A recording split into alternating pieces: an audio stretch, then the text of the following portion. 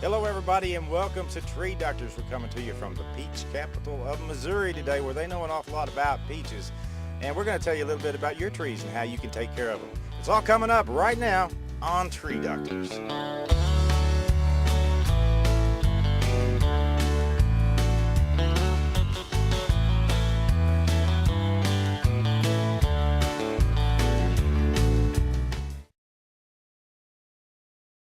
The tree doctors at Dickey Tree Service can inject a zap back in your tree's sap. Research has showed that ice-damaged trees are stressed, and stressed trees lead to insect and disease attacks. Micro tree injection is the answer for your trees. Micro tree injection is a closed system, delivering the exact dose of systemic chemical directly to the sap stream of the tree. Once the problem is identified, the tree doctors at Dickey Tree Service can inject vitamins, minerals, or insecticide directly into the sap stream of your trees. This bypasses the roots and provides immediate results. Micro tree injection has been university tested and field proven for over 35 years. After the tree doctors at Dickey Tree Service treat your trees, you receive a written 1-year guarantee. We won't treat a tree we don't think we can help. Let the tree doctors at Dickey Tree Service put the zap back in your tree's sap.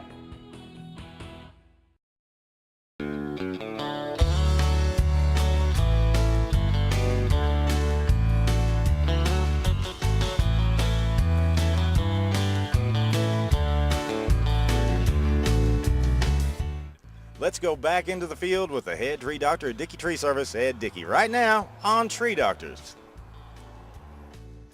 A lot of people wonder what tools, the correct tools, and the main thing is a good sharp tool. You don't have to have a high-priced chainsaw or a special tree man's limb saw.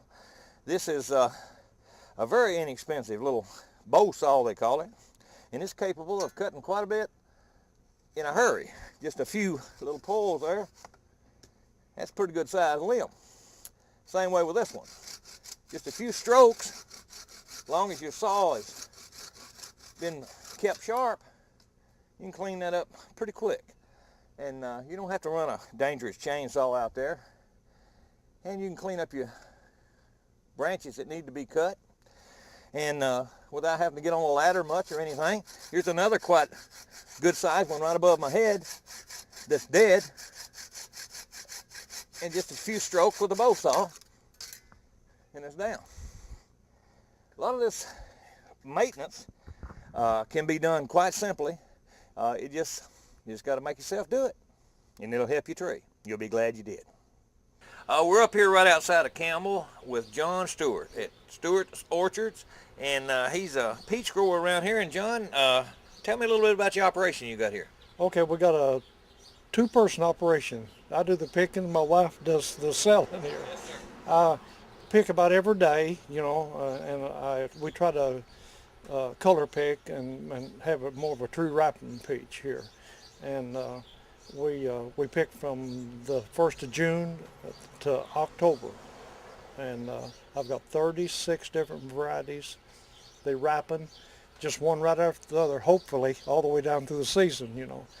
The weather has a lot to do with it, you know. If it gets real hot and muggy, well, you'll have more than one ripen at the same time. And we don't like that. Yes, sir. We like for them to ripen like they're supposed to, you know, one right after the other. But we just have peaches continually here, and we stay open all the time. Yes, sir. There's not as many growers up here as there used to be. How many growers are still left here on the ridge? Just two growers. We've got about 6 acres, and then Bill Bader's got about 1,200 acres, and all the rest of the growers are out of business. We've got a kind of a little unique thing here. We've got you might see this sign right up here. Yes, sir. We've got a honor system. If we're not out here, well, people get their stuff and put the money in the cup.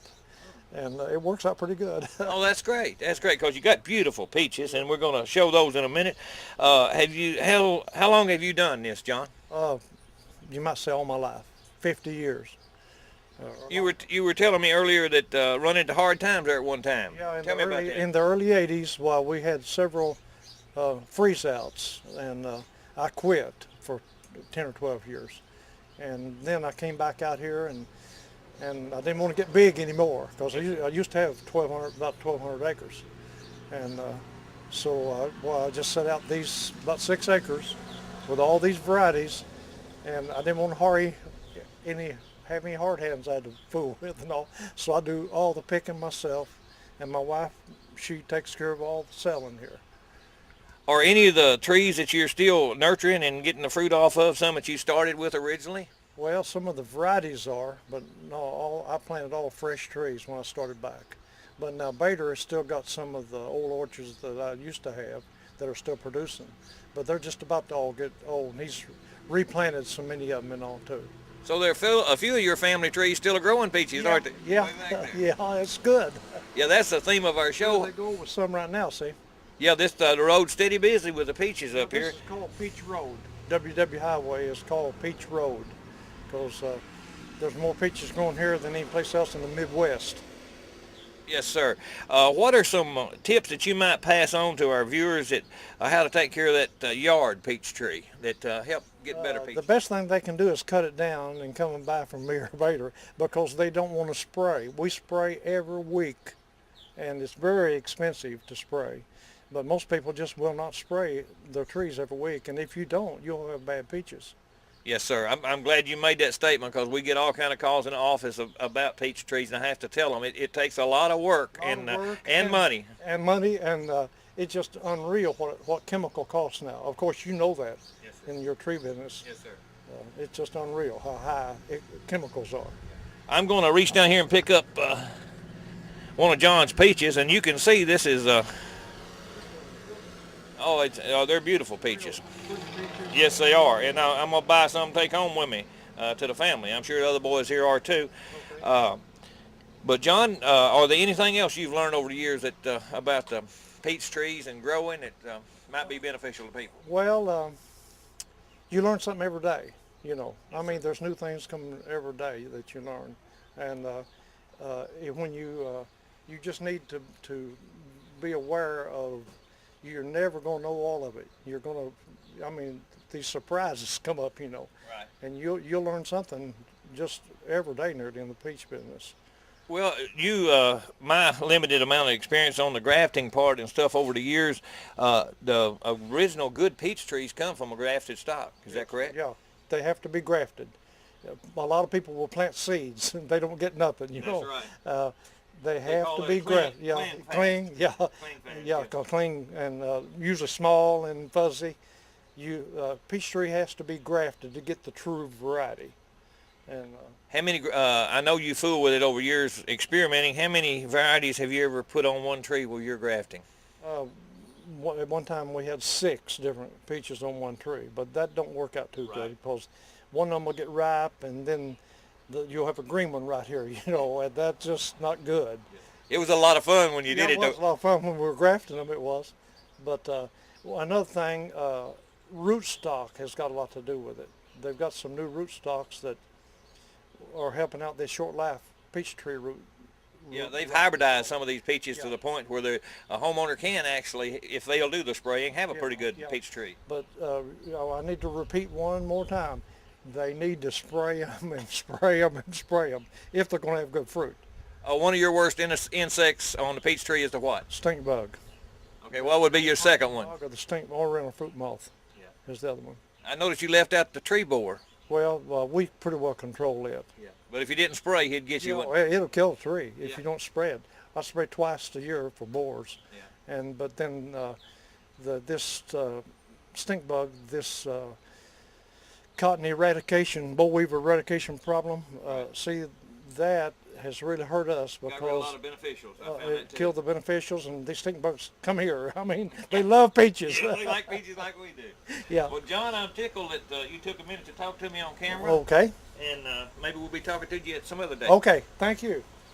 This is a Catapha tree. A lot of people call it a coffee bean tree, but it used to be a sought-after tree because every year it got worms on it, and people old fishermen like to fish with it. They don't do that much anymore. But reason why I wanted to show this Catapha is this vine, which they've allowed to get extremely big. It's kind of like the one we showed on one segment with Dolph Riggs there in Kennett, where the the vine had wrapped all up in the tree. This vine is actually holding this tree together. And it's to the point where you're going to do more damage than good to try to remove it. So when the client here asked me what to do about it, my answer was to leave it alone.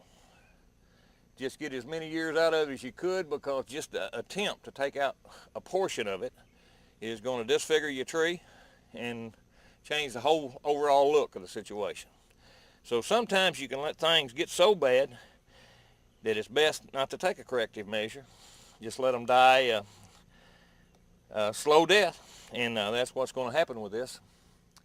But this is a big catapha tree, and it's just totally engulfed with the vines. It has been for years and years, and we're going to leave it alone.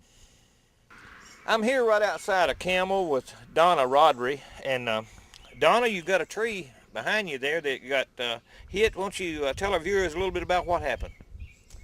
Well, I came outside one morning. I was fixing to go to my mom and dad's, and I came out, and a Mustang was wrapped around the tree, and it messed up the tree in my yard. You're talking about a Ford Mustang? A Ford Mustang, yes.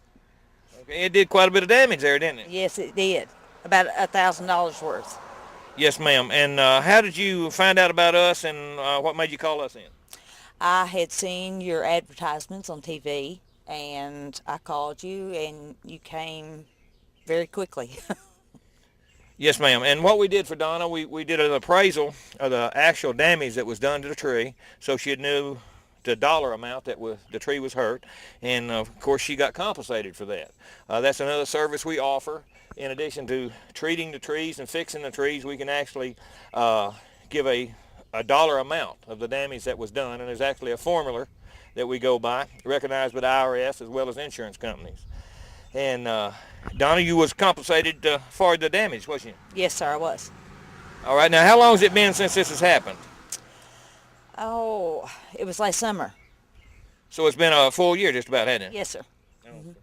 All right, and I told Donna that as I stopped by, I'm going to spray a mild insecticide on it to keep the bugs from getting into the tree. And this damaged area will never be repaired. It will always be a damaged area there. Trees aren't like people that heal, they'll compartmentalize. But if we keep the bugs from there, she'll have a viable tree for a few years to come. But like I said, she got compensated for the damage that was done, and that's what we do. And were you happy with what we did, Donna? Yes, I was. Very happy. Well, I thank you for taking a minute to talk to me. You said a neighbor of yours had told you to call us. Who was that? Yes, June Thompson. Okay, I think she works for the paper, doesn't she? Yes, she sure does. All right, well, she's a nice lady. Okay, well, thank you. Thank you. I want to talk a little bit about composting. This lady here has started this compost heap, and this blacker material on top, that's topsoil. She's mixed in some leaves, some hay, some pine clippings, some yard waste from cutting the grass, just all of her debris, more or less, and it will compost down. She'll keep this wet and keep layering it, and pretty soon she will have a compost pile that's right up to snuff with everybody's. And we're going to come back a few episodes from now and see what it looks like after it's started turning and taking. And a lot of people have got away from the composting, but it's a good, cheap, fun way to get your organic matter to help your plants grow and really thrive in a yard. So we're going to keep an eye on this new compost pile and keep you up to date with it. I'm out here with Wanda at Shadow Lake Farms. We're right outside of Campbell, and here a few weeks ago we treated a bunch of trees on the other side of the lake, as well as this beautiful oak behind me. And kind of tell me what was going on, Wanda, when you called me. Well, our trees were dying, or looked like they were dying. They were drooping, and they were just, I had leaves falling off too.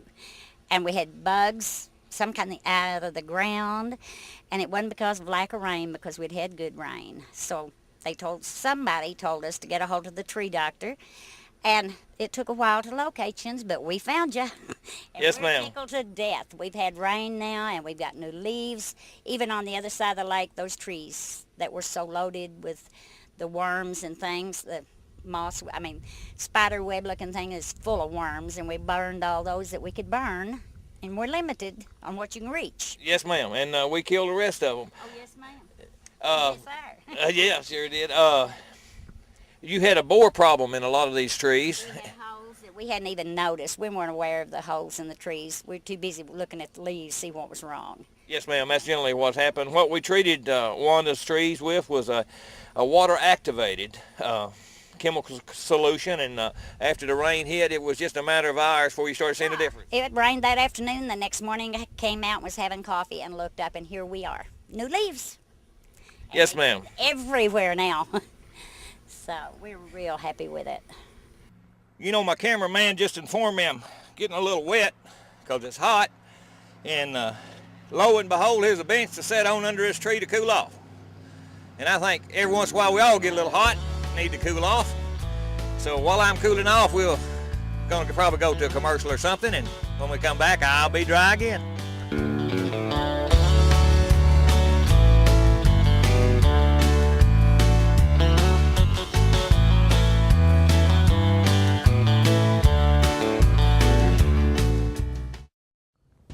It's not hard to see what killed these trees. It was borer worms. The borer is a hard insect to control, virtually untouched with spraying and other applications. But with systemic injection, when the borer eats the tree, the borer dies. Trees are dying all over, but we've got the cure. We give a 1-year guarantee when we treat your trees for the borers. We've been doing this 35 years and we know what we're doing. Give us a call. We're the Tree Doctors, Dickey Tree Service, in your yellow pages under trees. Hello, I'm Ed Dickey, the Tree Doctor at Dickey Tree Service. I'm coming to you from inside of a tree. We've been getting inside of trees for 35 years. We get to the root of the problem. Give us a call. We know how to save your trees. We put the chemical where it needs to be, inside your tree, taking care of insect and disease problems. We're often imitated, but never duplicated. We've been doing this 35 years. We know what we're doing. Give us a call. We're the Tree Doctors, Dickey Tree Service.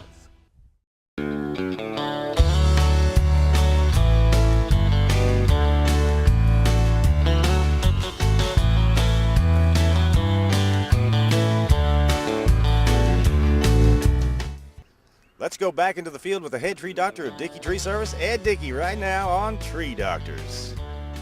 You know, I happened across this in my travels. Instead of having a hammock in a tree, these people put a barrel.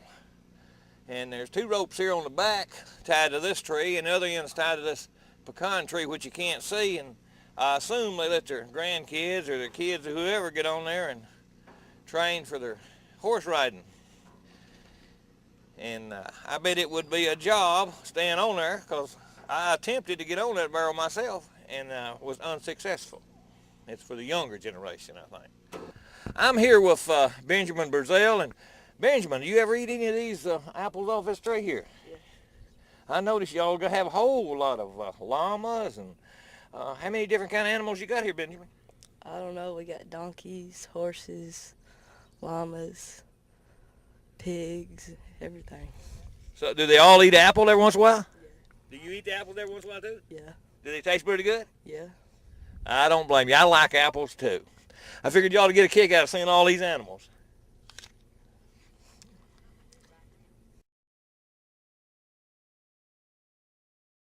This is American elm. All the corridors and byways throughout the United States used to be filled with these trees till Dutch elm disease started taking them out. And there's not too many of them left, especially too many this size. And this is a state record tree. This is on the Johnson farm, a little ways out of Osceola.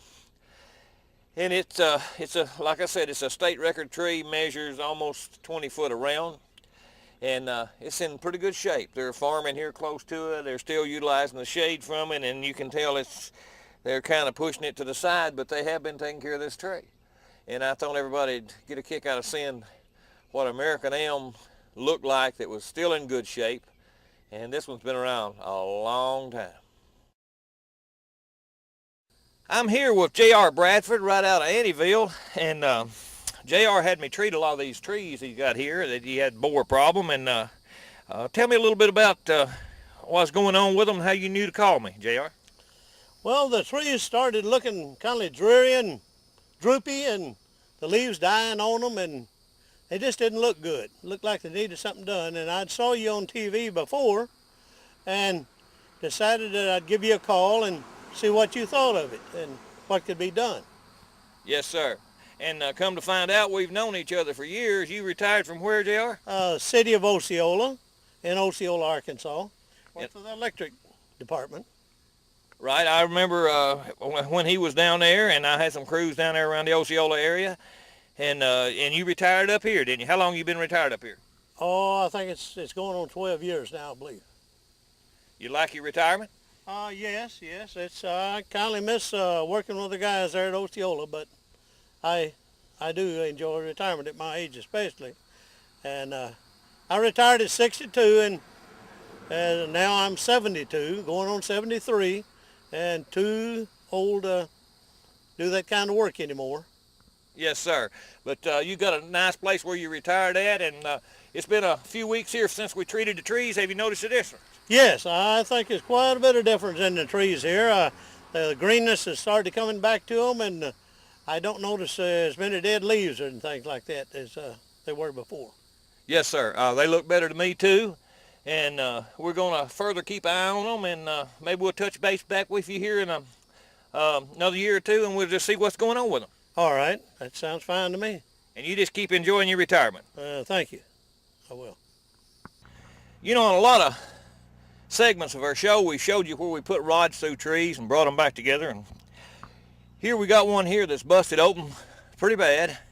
And not everybody, needless to say, can afford to hire us to repair their damage. This homeowner here put a chain around it to hold it in place so it wouldn't break any further. And that's holding its own right now. And if he watches after this tree, he should get several years out of it before it goes down.